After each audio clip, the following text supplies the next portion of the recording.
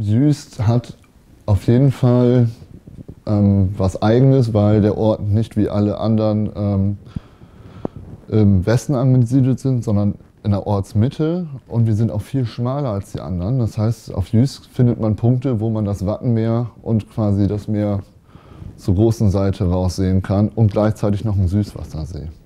Also hier werden viele Sonderwünsche erfüllt. Also viele sind hier Vollblut-Hoteliers oder sowas und versuchen echt wirklich jeden Wunsch von den Lippen abzulesen sozusagen und leben das auch richtig und stehen fast rund um die Uhr zur Verfügung. Das behaupte ich, findet man nicht überall. Jüst ist nachhaltig, weil wir seit Jahren auf Pferdekutschen bauen und das auch weiterhin gerne möchten, um das als Alleinstellungsmerkmal für die Insel zu erhalten. Jeder Meter wird quasi mit Fahrrädern geleistet sozusagen, ob man jetzt bis zu Bill möchte oder sonst wo. Autos sind ja auch wirklich nicht interessant oder sinnvoll, weil alles kurze Wege hat. Ich persönlich achte schon mehr darauf, die Fahrräder oder beziehungsweise allgemein Materialien länger in Gebrauch zu halten, weniger schnell auszutauschen, sondern öfter etwas zu reparieren, anstatt es sofort wieder zu ersetzen. Ich bin Jüst.